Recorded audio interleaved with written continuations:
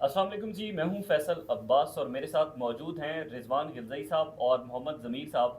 पाकिस्तान का सियासी मंजरनामा हर गुजरते घंटे के साथ तब्दील हो रहा है। पाकिस्तान तहरीक इंसाफ और मौलाना फजल रहमान के साथ एक गुज़िश्ता चंद एक घंटे के अंदर एक अहम तरीन मुलाकात हुई है। उस मुलाकात के अंदर क्या जो महमूद खान अचकज़ई साहब ने मौलाना फजल रहमान को एक पेशकश की थी कि हम आपको जब वो अपोजिशन लीडर बना देते हैं, उस हवाले से क्या बातचीत हुई है और आइंदा का जो इस हुकूमत के खिलाफ लाए अमल है वो क्या है। रिजवान गंदई साहब यहीं से शुरू करते हैं कि थोड़ी देर पहले जो वज़ीर आला खैबर पख्तूनख्वा सोहेल अफरीदी और मौलाना फजल रहमान साहब की मुलाकात हुई है, इसका कितना इम्पैक्ट है, क्या इसके कंसिक्वेंसेस हो सकते हैं? देखें, एक तो ये काफ़ी अरसे से मुलाकात पेंडिंग थी, नहीं हो पा रही थी। एक दफ़ा सुहेल आफरीदी साहब ने रब्ता किया तो मौलाना साहब दस्तयाब नहीं थे। एक दफ़ा फिर मौलाना साहब की तरफ से जब वो पेशावर गए और रब्ता किया तो सुहेल आफरीदी इस्लामाबाद थे। एक दफ़ा वो कश्मीर जा रहे थे तो उन्होंने कहा कि वापसी पे आऊँगा, तो मौलाना साहब मुल्तान में थे। फिर मौलाना फजल रहमान 6 दिन के लिए कराची चले गए, तो वो मुलाकात डिले होती गई। लेकिन जैसे ही वो कराची से वापस आए तो फिर ये मुलाकात शेड्यूल हुई। सुहेल आफरीदी आज पेशावर से स्पेशली इस मुलाकात के लिए आए अच्छा। और मौलाना फजल रहमान के घर पे ये मुलाकात हुई। मौलाना फजल रहमान ने उनके एजाज़ में खाना भी किया हुआ था और बड़ी खुशगवार यानी मुलाकात हुई और ये पहली उनकी मुलाकात थी सुहेल आफरीदी की। और इस मुलाकात के बारे में बड़ी कोशिशें हो रही थी कि ये मुलाकात हो जाए, क्योंकि अली अमीन गंडापुर जब वज़ीर आला थे तो उनका आपस का एक वो डी खान का मामला था, मौलाना फजल रहमान हाँ। के ख़िलाफ़ वो इलेक्शन लड़ते हैं। तो उस वक्त वो नहीं आ पाए थे और पीटीआई और कुर्बतें इतनी नहीं एक बढ़ कुर्बतें भी सकी नहीं थी। थी, हाँ। कोशिश थी। यानी उसके अंदर जो रुकावट थी सबसे बड़ी, वो अली अमीन गंडापुर थे। गंडापुर साहब थे। वो जैसे ही ख़त्म हुई तो फिर मौलाना फजल रहमान भी एक्सपेक्ट कर रहे थे कि अब जो नए वज़ीर आला हैं उनके साथ वर्किंग रिलेशनशिप बढ़ाई जाए, क्योंकि खैबर पख्तूनख्वा के अंदर JUI एक बड़ी स्टेक होल्डर है। और फिर ये जो मुलाकात है इसका मकसद एक तो ज़ाहिर है मौजूदा जो सियासी सूरत हाल है, 28वीं तरमीम है, लेकिन इसका ज़्यादा जो फोकस था वो दो चीज़ों के ऊपर था। एक तो खैबर पख्तूनख्वा में आपको पता है अमन ओमान की सूरत हाल पिछले एक हफ़्ते के दौरान 70 से 80 शहादतें वहाँ पे हो चुकी हैं। इसकी इंटेंसिटी को शायद पाकिस्तान के दीगर हिस्सों में रहने वाले लोग ना समझ सकें, लेकिन खैबर पख्तूनख्वा के जितने स्टेक होल्डर्स हैं उनके लिए ये एक बहुत ही संजीदा और तशवीशनाक मामला है। इसके ऊपर सुहेल आफरीदी जो है वो इतलात ये है कि आने वाले दिनों में एक APC दोबारा भी बुला रहे हैं। उन्होंने पहले कौमी जरगा बुलाया था, अब एक और शायद वो इस तरफ जाएँ और उसमें भी वो मौलाना फजल रहमान से मुशावरत करना चाह रहे थे कि खैबर पख्तूनख्वा के हालात के ऊपर क्या बात की जाए। दूसरा ये था कि ज़ाहिर है सुहेल आफरीदी अभी यंग हैं, सियासी दाव पेच जो है वो मौलाना फजल रहमान एक ज़ाहिर तजर्बाकार सियासतदान है और सारे ये बात तो दुरुस्त है कि वहाँ पे उनके घर पे हाज़िरी देते हैं। बहुत सी चीज़ों में वो रहनुमाई भी करते हैं। ये बात मैं आपको मतलब बड़े बावसूख लोगों से ये कह रहा था कि यानी ज़राए से ये आपको बता रहा हूँ कि इसमें कुछ लोगों की जो ख्वाहिश थी कि सुहेल आफरीदी थोड़ा सा सियासत जो कर रहे हैं वो, तो उसमें वो मौलाना फजल रहमान से मशवरा ज़रूर कर लें। अच्छा। तो उसके अंदर मौलाना फजल जो अभी इस मुलाकात के अंदर जो डिस्कशन हुई है वो मौलाना फजल रहमान ने उनको ये कहा है कि आप अपने नज़रियात ना छोड़ें, मौक़िफ़ ना छोड़ें, लेकिन मामलात को भी चलाना है। फिर उन्होंने अच्छा। हवाला दिया कुछ कि मुशर्रफ के दौर में जब उनकी वहाँ पे गवर्नमेंट थी तो जो इस तरह के जब इश्यूज़ बन जाते थे वफाक के साथ या इस्टेब्लिशमेंट के साथ तनाव होता था तनाव इतना होता ज़्यादा। था, तो उसमें किस तरह हम निकले उससे या क्या तरीक़ाकार इख्तियार किया, तो वो कुछ चीज़ें उन्होंने उनको बताई। और ये एक खुशगवार मुलाकात थी। हालांकि अच्छा। दोनों जमातों के दरमियान आपको पता है अभी भी वो मौजूद है, एक लंबे अरसे की एक राइवलरी रही है, लेकिन उसके बावजूद ये मौलाना फजल रहमान की भी ख्वाहिश थी और इनके दो हालांकि इसके ऊपर बात नहीं हुई है, लेकिन आपको पता है कि इस वक्त सुहेल आफरीदी को एक बड़ा चैलेंज अली अमीन गंडापुर दिए हुए हैं। हाँ। और वो आईनी अदालत में कल्चर अफजल की पिटीशन हो या उससे पहले पूरे सिस्टम के अंदर अली अमीन गंडापुर एक बड़े हाँ। इन्वॉल्व तो हैं। और हम देखते हैं कि सोशल मीडिया पर अक्सर पीटीआई के फॉलोअर्स, लेकिन अली अमीन गंडापुर के ग्रुप के वो सोहेल अफरीदी के ऊपर तनकीद भी कर रहे जी होते हैं। जी, बड़ा बहुत टफ टाइम दिया हाँ, हुआ है, बहुत टफ बल्कि टाइम दिया। उनको वहाँ पे उन्होंने बाकायदा एक अपोजिशन से ज़्यादा टफ टाइम अली अमीन गंडापुर की तरफ से मिल रहा है। तो उसमें एक ऑप्टिक्स के लिए सुहेल आफरीदी का मौलाना फजल रहमान के पास जाना, और आप इसमें ये देखेंगे वो जो मौलाना फजल रहमान के साथ उनके वक्त में जो लोग थे वो मौलाना फजल रहमान ने उन लोगों को बिठाया हुआ था कि एक ज़ियाउर रहमान थे जो अच्छा। अली अमीन गंडापुर के खिलाफ इलेक्शन लड़े थे, और एक मौलाना अज़ियत थे जो शेर अफजल मरवत के खिलाफ इलेक्शन लड़े थे। अच्छा। तो ये आप इसको ज़रा कनेक्ट करें ना, तो ये ऑप्टिक्स के लिए एक बड़ी खैबर पख्तूनख्वा की हद तक तो बड़ी चीज़ थी। बाकी उन्होंने बात की है कि जो इश्यूज़ हैं इमरान खान से रिलेटेड हैं, अदालतों से रिलेटेड हैं, और इस वक्त जितना निज़ाम और सियासत सुकड़ गई है, यानी सियासी स्पेस कम हो गई है, तो उसको कैसे ठीक करना है। तो उसमें मौलाना फजलुर रहमान जैसे पहले भी क़यादत गई थी, असल में वो थोड़े से कंफ्यूज इसलिए भी हैं कि पीटीआई की क़यादत किसके पास है, ये भी एक बड़ा प्रॉब्लम है। असद कैसर साहब की जिम्मेदारी थी कि वो इसको लेके चलें, लेकिन कोई संजीदा वो बात नहीं हुई है। तो सुहेल आफरीदी वाहिद शख्सियत है इस टाइम पे अगर इमरान खान की जमात में देखा जाए, जिनके पास इख्तियार भी है और जो एक उभरती हुई क़यादत आप समझ लें। तो उनका और उनको संजीदा भी लिया जाता है ज़ाहिर है ओहदे की वजह से। तो उनका इनके साथ जो वर्किंग रिलेशनशिप है, क्योंकि मुलाकात में ये भी मुझे ज़राए ने बताया कि इस बात पे इत्तफाक हुआ है कि ये मुलाकातें अब जारी रहेंगी, वर्किंग रिलेशनशिप बढ़ेगा। इससे दोनों जमातों का इकट्ठा होना और फिर वो जो एक ग्रैंड अलायंस की बात है कि मौलाना फजलुर रहमान जैसे अपने अपने इंट्रो के अंदर की कही कि जी महमूद अचकज़ई की भी ये ख्वाहिश है, फिर बहुत से लोगों की ये ख्वाहिश है कि इसमें अपोजिशन जो अपोजिशन को जो लीड करे वो मौलाना फजलुर रहमान हो। तो उस कोशिश में भी एक यानी मौलाना फजलुर रहमान को एक वेटेज दिया जा रहा है कि महमूद अचकज़ई उनके पास जा रहे हैं। हालांकि ये भी हकीकत है कि मौलाना फजलुर रहमान और महमूद अचकज़ई की आपस में नहीं बनती।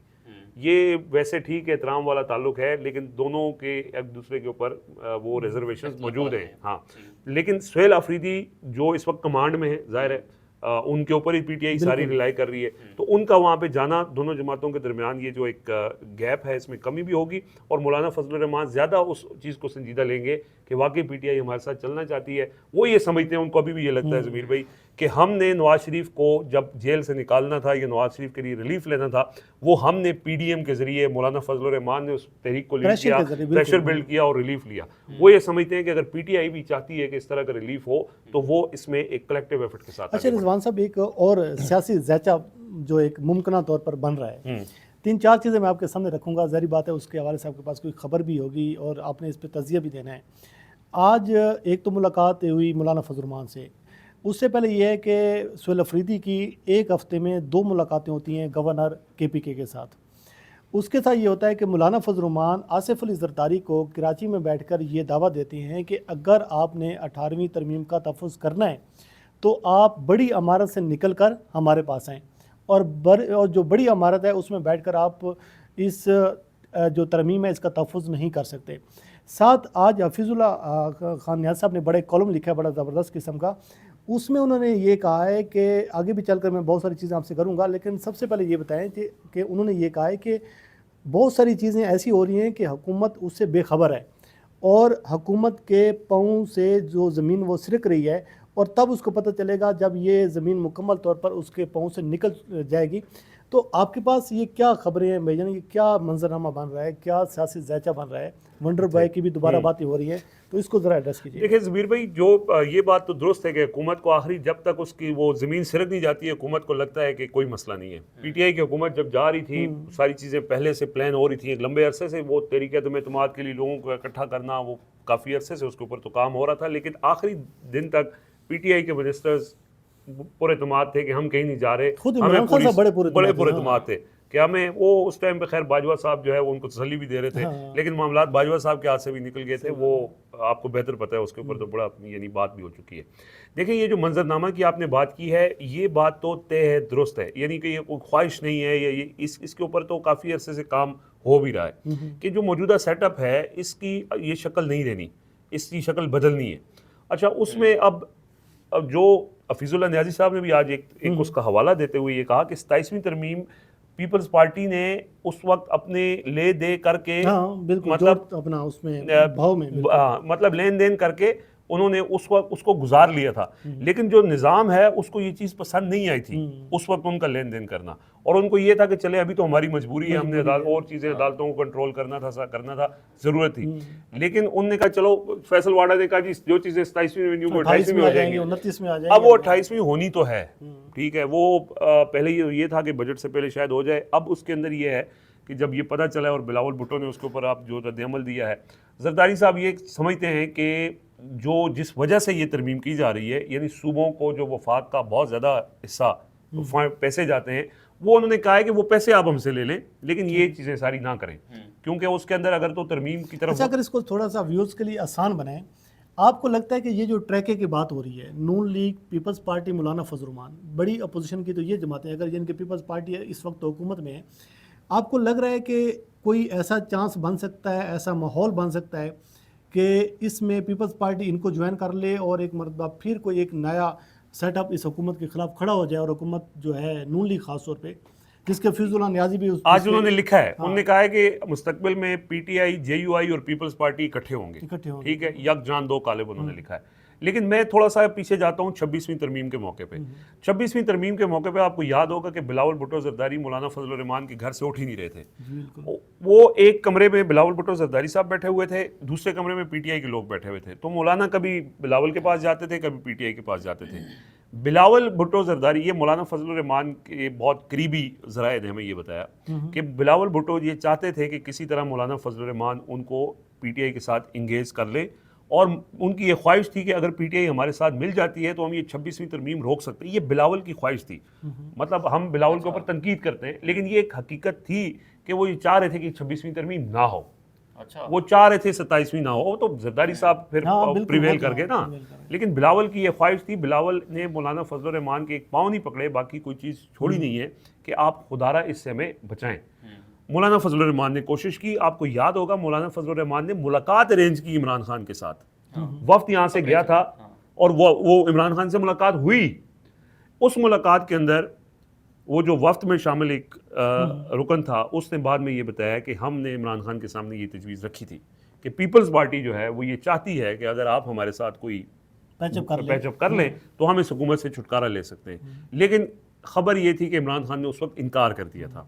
अच्छा। आज सिचुएशन वो दोबारा अराइज हो चुकी है। उसी तरह की बात थोड़ी सी उसमें ऐड कर दूं, ये बात 13 फरवरी 2024 को भी आई थी, जब इलेक्शन के बाद नदीम अफजल चंद साहब ने इसका जिक्र भी किया। जो बिलावल ने ये बात की थी कि मुझे बदकिस्मती से एक जमात हमारी बात सुनने को तैयार नहीं है और दूसरी की हमें सुननी पड़ रही है। हाँ, नहीं वो तो नदीम अफजल चंद साहब ने भी कह दी, कोशिश हुई थी उस वक्त भी इमरान खान को कि जी किसी तरह अगर इमरान खान राजी हो जाते हैं तो पीपल्स पार्टी पीटीआई की हिमायत कर सकती है हुकूमत बनाने में। उस वक्त भी नहीं हुआ। अच्छा, एक बार फिर वो सिचुएशन दोबारा उसी जगह पे आ गई है, तो क्या अब पीटीआई पीपल्स पार्टी को एक्सेप्ट कर सकती है? अचकज़ई साहब ने बिलावल भुट्टो जरदारी से रब्ता किया, ठीक है, और उन्होंने कहा कि यार हम इस पर यानी मुलाकातें या बातचीत करते हैं, 28वीं तरमीम आ रही है, तो उन्होंने ये कहा कि हम बिल्कुल आपके साथ बात करते हैं, लेकिन आप पीटीआई वालों को भी लेके हैं। ये बिलावल ने कहा। अच्छा, अब पीटीआई वाले जो है वो भी पीपल्स पार्टी को वो ये समझते हैं कि पीपल्स पार्टी ने इस निज़ाम को पूरा तहफ़्फ़ुज़ दिया है और जो भी हुआ है उसमें पीपल्स पार्टी शरीक रही है, ऑन बोर्ड थी, हर तरह से मुकम्मल शरीक थी। हकीकत भी है, हकीकत भी यही है। तो पीटीआई के वर्कर्स को इस बात के ऊपर अगर तो क़यादत समझती भी है, ज़ाहिर है सियासत है, उसमें रास्ता बनाया जा सकता है। अगर तो पीटीआई की और मौलाना फजल रहमान के दरमियान सुलह हो सकती है तो पीपल्स पार्टी के साथ भी सुलह हो सकती है। ठीक है, इम्कान तो है ना, सियासत में इम्कानात होते हैं। पाकिस्तान की सियासत है, आपको पता है, एक हर लम्हा उसमें तब्दीली आ सकती है। लेकिन जो भी हो, फैसला अल्टीमेटली इमरान खान के। अब इमरान खान क्या सोच रहे हैं, क्या वाकई उन्होंने अपनी सोच के अंदर तब्दीली ली है? देखें ना, एक चीज़ तो ये भी है ना कि पीपल्स पार्टी भी अब उस वक्त आ रही है कि जब खैर उन्होंने पहले भी कोशिश की, लेकिन अब तो वो मजबूर है। देखें, मेरी खबर ये है कि जो मुस्लिम लीग फंक्शनल है पीर पगारा साहब वाली, ठीक है, उनको इशारा दे दिया गया है कि सिंध में आप तैयारी पकड़ें पीपल्स पार्टी के खिलाफ। अच्छा जी, और हफीजुल्लाह नियाजी साहब ने भी कह दिया है, कंवर दिलशाद साहब 2-3 दफ़ा ये कह चुके हैं कि जरदारी साहब इधर से रिजाइन करेंगे और इधर से वो फारिग हो जाएंगे, और करना पड़ेगा, नहीं करेंगे तो भाई वो नैब कैसे खुल जाएंगे उनके और जेलों में जाएंगे। तो अब पीपल्स पार्टी क्या कर सकती है? वो यही कर सकती है कि वो इस मामले को पॉलिटिकली, यानी इसमें अगेन वही मौलाना फजल रहमान आगे आए और वही सबको इकट्ठा कर सकते हैं, वही इसमें कोई अलायंस बना सकते हैं। तो अब पीपल्स पार्टी के ऊपर ये रिलाय करता है कि वो कितना रेजिस्ट कर सकती है। देखिए, रेजिस्ट जो करेगा वो जेलों में जाएगा, सीधी सी बात है ना। इस निज़ाम के अंदर वो पड़ेगी ना। हाँ, वो यानी आप वकील ईमान मजारी की मिसाल ले लें, जो रेजिस्ट करेगा वो जेल जाएगा भाई। तो एक तो ये वाला मामला चल रहा है कहीं ना कहीं पे। आपने फैसल करीम कुंडी की बात की, फैसल करीम कुंडी भी गए, एतजाज अहसन साहब लाहौर से आए यहाँ पे इस्लामाबाद में, उन्होंने अचकज़ई साहब से मुलाकात भी की। यानी ये वो लोग हैं पीपल्स पार्टी के अंदर के जिनको इस्तेमाल किया जा सकता है राब्ते बढ़ाने में। फैसल करीम कुंडी भी हो रहे हैं, लेकिन वो उसमें एक बात ये है कि फैसल करीम कुंडी साहब की कोशिशों के बावजूद मेरा ख्याल है कि एक तो फैसल करीम कुंडी साहब ज़्यादा अरसा गवर्नर हाउस पेशावर में नहीं रहेंगे, वहाँ पे कोई नया मेहमान आ रहा है। अच्छा, ये भी आप खबर दे रहे हैं? ये मैं आपको खबर दे रहा हूँ। कुछ लोग ये कह रहे हैं कि वो हो सकता है कि पीटीआई का ही कोई हो। अच्छा। हो सकता है कि ऐसा बंदा हो जो पीटीआई और मौजूदा निज़ाम के साथ भी कनेक्टेड हो। अच्छा, तो ऐसा बंदा कौन हो सकता है वो आपको मुझे बेहतर अंदाजा पता तो लगाना चाहिए। ये तो तो- आप खबर दे रहे हैं, बहुत बड़ी खबर दे रहे हैं, हाँ। यानी कि ये 28वीं तरमीम से भी बड़ी एक हो सकता है, यानी इस बात का कभी इम्कान है और ये होना है। और और हो सकता है ये एक जो आप खबर दे रहे हैं कि नए मेहमान की आमद है, तो ये फिर एक वो ट्रेलर भी हो। हाँ, अभी तो ये ट्रेलर है। ट्रेलर है। इसके देखें मतलब- मेरी बात सुने, अगर तो जरदारी साहब ईवान सदर से निकलते हैं ना, तो फिर गवर्नर शवर्नर उनको पंजाब वाला गवर्नर भी फारिग होगा। अच्छा मतलब वो नहीं, भी देखें ना, अगर इस सारे मंजरनामे को देखें तो जब जरदारी साहब मुमकिन तौर पर ऐवान सदर से भी निकलते हैं और वो तरमीम के सामने भी आके खड़े होते हैं, तो फिर उसके बाद तो फिर उनके पास ऑप्शन ही कोई नहीं है ना, पीटीआई और मौलाना फजल रहमान के अलावा। देखें उसमें अकेले तो वो कुछ उसमें कर नहीं सकते। उसमें एक इतलात ये आ रही हैं, कुछ इसमें भी बात हो रही है जो हम शायद वीडियो के दूसरे हिस्से में हमने डिस्कस करना था, कि जो इस वक्त एक इम्कान नज़र आ रहा है पीटीआई के लिए रिलीफ का, जिसकी बहुत सारी वजूहत है, वो हम उसको डिस्कस जी। करते हैं। उस इम्कान में एक ये भी है कि पीटीआई को भी ये कहा गया है कि आप 28वीं तरमीम की चीज़ें, क्योंकि 28वीं तरमीम में जो चीज़ें हैं उसमें बहुत सारी चीज़ें पीटीआई के मंशूर में हैं, मतलब छोटे सूबे और हैं। आपको पता है कि इमरान खान 28वीं ये इस 18वीं तरमीम के रिवर्सल की बात खुद कर चुके थे। हाँ, वो बहुत तो सारी चाहते चीज़ों थे, में, हाँ, बहुत सारी चीज़ों में, कि यानी वो तो हाँ, अब यूनिट्स की बात हो गई, मसाइल सूबों थे। की बात हो गई, हाँ। एनएफसी की बात हो गई। जी जी जी। तो उन्होंने ये भी इतलात आ रही है कि अप्रोच किया गया है कि पीटीआई इसको देखे और अगर ज़रूरत पड़े तो पीपल्स पार्टी को माइनस, अगर पीपल्स पार्टी नहीं भी मान रही तो पीटीआई के वोटों से भी हो सकता है। ये एक इम्कान है, इम्कान है, अभी तो बिल्कुल। पता चलेगा, और उसके बदले में पीटीआई को रिलीफ मिल सकता है। मेरा ख्याल नहीं है कि इमरान खान किसी इस निज़ाम की किसी तरमीम की हिमायत करेंगे, ठीक है, लेकिन कोशिश हो रही है, जो चीज़ हो रही है ज़ाहिर है वो हम रिपोर्ट करना मकसूद है। बाकी जो दूसरा मामला है कि जिस तरह वो पीटीआई के लसानियों वाला, उसकी बहुत सारी इंडिकेशंस तो आपको नज़र आ भी रही हैं। जो कल आपने ट्वीट किया जबकि 18 तारीख नहीं आ गई है, 18 जून की, एक तो इंडिकेशन ये है कि डोगर साहब जो तावले हुए थे कि जी बस मुकाना है, वो 18 पे चली गई है। ख़बर ये भी है कि इमरान खान और बुशरा बीबी की मुलाकातें रेगुलर हो रही हैं, और आज सुने कि उसकी बेटी की भी मुलाकात हो गई है। उनकी बेटी की मुलाकात भी हो गई है। हो सकता है इमरान खान की फैमिली की मुलाकात भी ईद के दिनों में करवा दी जाए। और फिर इसमें जो एक बड़ा समझें कि बड़ा मुतालबा था मौजूदा निज़ाम का पीटीआई से कि आपने सख्त गुफ्तगू नहीं करनी, आपने हार्ड स्टांस नहीं लेना, उसमें भी नरमी की कुछ इंडिकेशंस जो हैं वो नज़र आई हैं। और अलीमा खान साहिबा का बैकडोर मुज़ाकरात के ऊपर इत्मीनान का इजहार करना, 2 हफ्ते के लिए चीज़ों को आगे लेके जाना, और उसके अंदर ये तारीखों का डल जाना हाई कोर्ट के अंदर, फिर या अफरीदी साहब का ये कहना कि जी आपके केसेस ईद के बाद लगने जा रहे हैं, ये सारी चीज़ें जो हैं, और फिर इमरान खान का बिल्कुल फिट होना, यानी मुतमईन होना। ये खबर भी है कि इमरान खान की भी और बुशरा बीबी की जो सख्तियाँ थी वो कम हो गई, अच्छा, जेल के अंदर, अच्छा, उनमें भी कमी आ गई है। और ये सारी चीज़ें इंडिकेट करती हैं। अब ये अगेन बात यही है कि इस निज़ाम ने जितना ट्रक की बत्ती के पीछे मुख्तलिफ मौके के ऊपर पीटीआई वालों को लगाया है, ये एक और ट्रक की बत्ती ना हो। लेकिन जो फरवरी में सुहेल आफरीदी से निज़ाम के लोग मिले थे, उन्होंने ये कहा था कि 2 महीने 3 महीने में चीज़ें जो हैं वो बेहतर होने शुरू हो जाएंगी। अच्छा, इसी बात को अगर मैं आपकी सेकंड करूं, अंसार अब्बासी ने भी अपने एक, आपको पता है वो जहां से वो करते हैं अलाइन है, उन्होंने भी इसी तरह की बातें की हैं कि पसे पर्दा जो बातचीत चल रही है उसके नतीजे में जो पहला सीबीएम ये है कि आपने हार्ड जो है स्टेटमेंट नहीं देनी, कोई स्टांस ऐसा नहीं लेना, उसके नतीजे में आपको चीज़ें ऐसा ग्रेजुअली चीज़ें जो हैं वो बेहतरी की जानिब जाएंगी। हाँ। जो आपकी खबर को मैं सेकंड कर रहा हूँ कि वो चीज़ें हाँ। जो हैं ये मुख्तलिफ हल्कों में ये तो मुतालबा पहले दिन से रहा है ना, एक ही मुतालबा रहा है और उसके ऊपर अमल नहीं हुआ। अब जो 2 दिसंबर की मुलाकात थी, उज़्मा खान साहिबा जब अंदर गई थी, वो मुलाकात बैरिस्टर गौहर साहब ने करवाई थी, और वो मुलाकात इसी गारंटी के ऊपर हुई थी कि आपने बाहर निकल के बात नहीं करनी, ठीक है, और अगर आप बात नहीं करेंगे तो मंगल को उनकी मुलाकात हुई थी, जुमेरात को सुहेल आफरीदी की मुलाकात हो जानी थी, ये तय था। मतलब ये जाहिर है जब बैकडोर चीजें होती हैं तो उसमें तय होता है ना कि आप ये करेंगे तो आप ये करेंगे, आप ये करेंगे। हुआ ये उज़्मा खान साहबा जैसे ही बाहर निकलती हैं तो उन्होंने आके फिर वो बम गिरा दिया। तो वहां पे फिर बहुत गुस्सा आ गया कि भाई, अच्छा, फिर ज्यादा गुस्सा जो है वो इस बात के ऊपर आया कि सुहेल आफरीदी ने पशीन के अंदर खिताब किया और उन्होंने कहा वो कि तुम्हारे बाप का मुल्क है ये वो, बिल्कुल ठीक है, इससे बहुत ज्यादा गुस्सा फैला।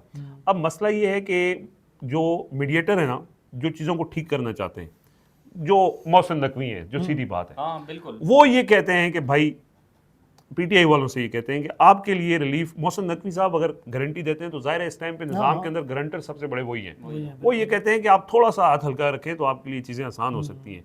और वो उस वक्त जब ये इमरान खान को अस्पताल मुंतकिल 85% वाला मामला हुआ था, वो तो ऑलमोस्ट चीज़ें डन हो गई थी, लेकिन वो अलीमा खान साहबा ने उस वक्त एक थोड़ा सा हार्ड स्टांस ले लिया था और उन्होंने कहा चलो जो मर्जी कर लो, आप इतिहास करके आप देख लो। अपने मसल शो कर अब ये हुआ कि आप उस दिन वहाँ मौजूद थे जब ये धरना हो रहा था, और उसके अंदर पहले गौहर साहब गए, अलीमा खान नहीं मानी, दूसरी दफ़ा गए तो मान गई। मान गए। तो अब अलीमा खान साहिबा ने भी थोड़ा सा, अच्छा एक और इम्पॉर्टेंट चीज़ ये हुई जो शायद जिसके अंदर थोड़ा सा सिस्टम रिलैक्स था कि यार अलीमा खान, आप सुहेल आफरीदी, ये आपस में लड़ रहे हैं, हमें कोई मसला नहीं है।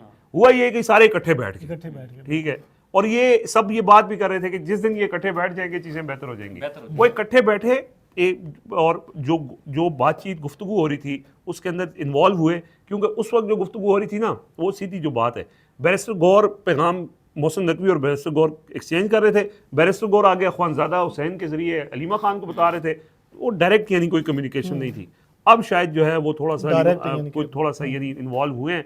और फिर हमने ये भी देखा है कि गुज़िश्ता तकरीबन 8-10 दिन से तहरीक इंसाफ जो है वो हर फोरम पर बड़ा एक्टिवली चीज़ों को अदालतों के अंदर, वो के ऊपर पार्लियामेंट के अंदर, या फिर सुहेल अफरीदी और अलीमा खान का जो धरना हो, तो ये इनको तीनों महाजों के ऊपर तहरीक इंसाफ बड़ी एक्टिव नजर आई है। देखें वो तो एक इन्होंने खामोशी इख्तियार की हुई थी, और वो इसी वजह से की हुई थी, वो कह रहे थे कि थोड़ा सा आप यानी खामोशी रखें, चीज़ें बेहतर हो जाएंगी, लेकिन वो चीज़ें बेहतर कुछ हो नहीं रही थी, तो उन्होंने कहा कि यार थोड़ा सा तो हमें जो है ना वो करना चाहिए।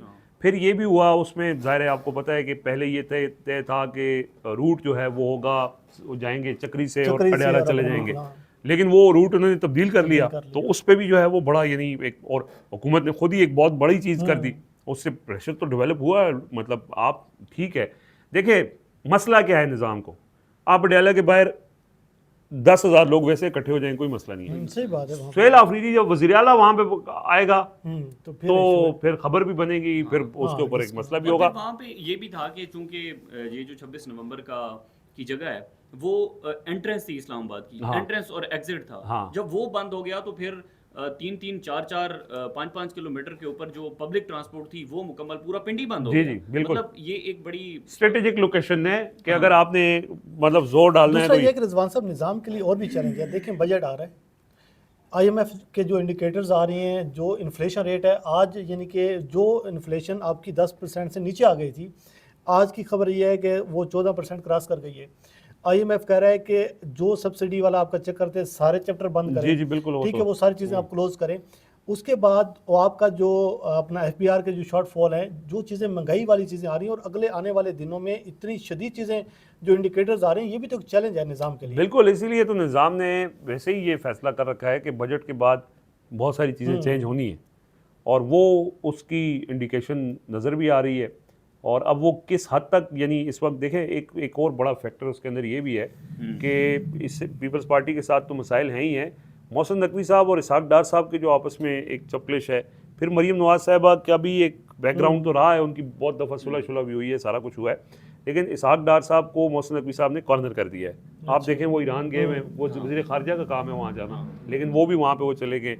असूलन तो अखलाकी तौर पे इसहाक डार साहब को रिज़ाइन कर देना चाहिए कि यार मतलब वज़ीर ख़ारजा आप हैं, वज़ीर दाखिला जाके चीज़ें कर रहा है। लेकिन सदीक जान साहब वो बड़ी ज़बरदस्त बात करते हैं, वो कहते हैं कि देखें नवाज शरीफ ने वसीयत लिख के दे दी है कि भाई कोई किसी किस्म की अगर किसी मकाम पे आपको ये नौबत आती है ना कि आपने मज़म्मत करनी है, आपने सामान उठाना है, वो आपने बेशक आप उसको आप कार्गो करवा दें, लेकिन खुद आपने लाहौर पहुंचाना खुद आपने निकलना है। तो ये है कहानी। देखें अब इसमें कैसे चीज़ें डेवलप होती हैं। बहरहाल ये सारे इशारे इंडिकेट करते हैं कि सूरत हाल जो है वो अब ऐसी ही नहीं रहेगी। ठीक है जी, बहुत शुक्रिया रिजवान साहब हमारे साथ मौजूद थे। ये कुछ जो है वो करंट सिचुएशन थी, मज़ीद जो भी डेवलपमेंट्स होगी आपके साथ शेयर करेंगे। इजाज़त दीजिए, अल्लाह हाफ़िज़।